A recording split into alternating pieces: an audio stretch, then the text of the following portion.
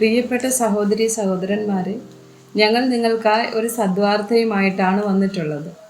2025 ജനുവരി 1 മുതൽ 365 തലക്കെട്ടുകൾ ഉൾപ്പെടുത്തിക്കൊണ്ടുള്ള വർഷം മുഴുവൻ പ്രാർത്ഥിച്ച് ധ്യാനിക്കാനുള്ള വചനങ്ങൾ ഞങ്ങൾ പങ്കുവയ്ക്കുന്നു.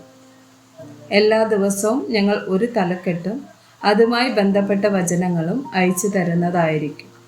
വചനങ്ങൾ കേട്ട് ധ്യാനിച്ച് അനുഗ്രഹം പ്രാപിക്കാൻ ഞാൻ നിങ്ങളെ പ്രോത്സാഹിപ്പിക്കുകയാണ്. ദയവായി സബ്സ്ക്രൈബ് ചെയ്യുകയും നിങ്ങളുടെ കൂട്ടുകാരുമായി പങ്കുവയ്ക്കുകയും ചെയ്യുക. നന്ദി.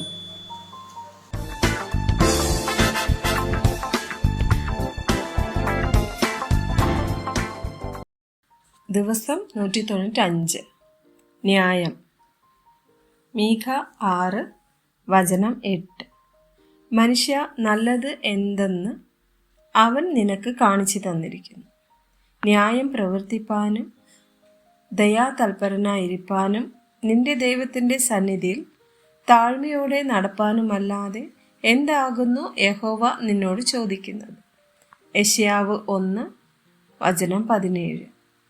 നന്മ ചെയ്യുവാൻ പഠിപ്പിൻ, ന്യായം അന്വേഷിപ്പിൻ, പീഡിപ്പിക്കുന്നവനെ നേർവഴിക്കാക്കുവിൻ, അനാഥന് ന്യായം നടത്തിക്കൊടുപ്പിൻ, വിധവയ്ക്ക് വേണ്ടി വ്യവഹരിപ്പിൻ. ആമോസ് 5 വചനം 24. എന്നാൽ ന്യായം വെള്ളം പോലെയും നീതി വറ്റാത്ത തോട് പോലെയും കവിഞ്ഞൊഴുകട്ടെ. സദൃശവാക്യങ്ങൾ 21 വചനം 15. ന്യായം പ്രവർത്തിക്കുന്നത് നീതിമാന് സന്തോഷവും ദുഷ്പ്രവർത്തിക്കാർക്ക് ഭയങ്കരവുമാകുന്നു. സങ്കീർത്തനം 89 വചനം 14. നീതിയും ന്യായവും നിന്റെ സിംഹാസനത്തിൻ്റെ അടിസ്ഥാനമാകുന്നു. ദയയും വിശ്വസ്തതയും നിനക്ക് മുമ്പായി നടക്കുന്നു.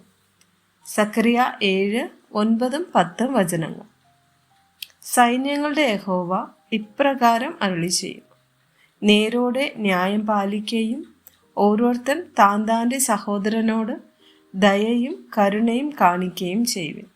വിധവയെയും അനാഥനെയും പരദേശിയെയും ദരിദ്രനെയും പീഡിപ്പിക്കരുത്. നിങ്ങളിൽ ആരും തൻ്റെ സഹോദരൻ്റെ നേരെ ഹൃദയത്തിൽ ദോഷം നിരൂപിക്കുകയും അരുത്. ആമേൻ.